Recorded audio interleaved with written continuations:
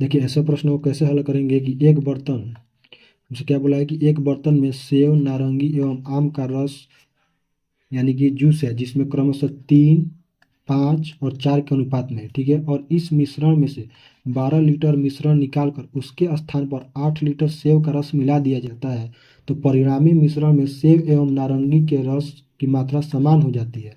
तो बर्तन में मिश्रण का आरंभिक मात्रा क्या थी? तो ऐसे प्रश्न को कैसे बनाएंगे, देखिए हमसे किस किस का जूस दिया गया, तो मैं ए सेव को ए से इंडिकेट करूंगा और नारंगी को ओ से इंडिकेट करूंगा और मैंगो को एम से इंडिकेट करूंगा। तो मैं यहाँ पर एप्पल, ऑरेंज और मैंगो लिख दे रहा हूँ। किस किस अनुपात में? 3, 5 और 4। तो मैं इसके सामने लिख दे रहा हूँ 3, 5 और 4। तो फिर हमसे क्या आगे बोला है कि इस मिश्रण में से 12 लीटर मिश्रण निकाल कर, तो सबसे पहले इसमें से हम 12 लीटर मिश्रण निकालते हैं, उसके बाद क्या करेंगे, 8 लीटर सेव का रस मिला देंगे। तो यहाँ पर जो 12 लीटर मिश्रण निकलेगा, तो मिश्रण निकलने के बाद किस अनुपात में ये मिश्रण निकलेगा, तो ये जो 3, 5 और 4 के अनुपात में है, इसी अनुपात में। तो 3 और 5 8, 8 और 4 12, यानी कि 12 और 12 से कट जाएगा तो क्या आएगा, ए। यानी कि जितना अनुपात में ये दिया गया है उसी अनुपात में इसमें से मिश्रण निकला हुआ है। तो हम यहाँ पर 3, -5 और -4 कर दे रहे हैं। और फिर क्या क्या कह रहा है कि निकालने के बाद उसके स्थान पर 8 लीटर सेव का रस मिला दिया जाता है। तो यहाँ पर सेव यानी कि एप्पल जूस मिला दिया जाता है, तो मैं यहाँ पर क्या करूँ, +8 करने के बाद क्या बोला है कि परिणामी मिश्रण में सेब एवं नारंगी के रस की मात्रा समान हो जाती है। एप्पल और ऑरेंज की जो मात्रा है वो क्या हो जाती है, समान, यानी कि 1:1 में।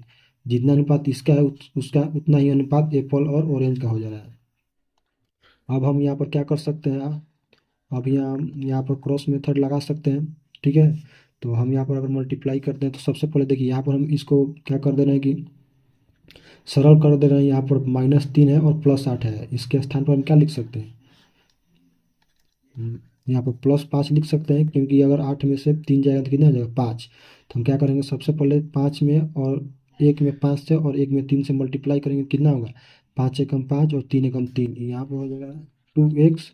और यहाँ पर प्लस में है और यहाँ पर एक माइनस में है, तो इस आप लोगों को पता होगा कि एक बार हम इसमें मल्टीप्लाई करेंगे और फिर एक बार हम इसमें मल्टीप्लाई करेंगे। तो 5 में से 1 में गुणा करेंगे तो 5, और फिर 5 में 1 से गुणा करेंगे तो 5, यानी कि 5 और 5 कितना हो जाएगा, 10।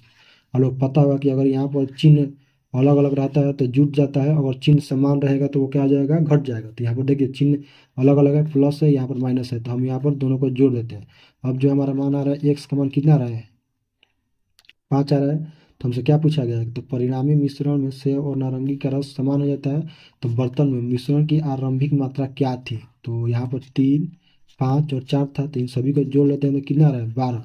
और एक्स का मान हमारा कितना आ रहा है, 5, तो हम यहाँ 5 से मल्टीप्लाई कर दे रहे हैं, तो क्या होगा, 60। प्रारंभिक में कितना था मिश्रण, तो वो था हमारा ऑप्शन नंबर सी में क्या दिया गया, 60 लीटर।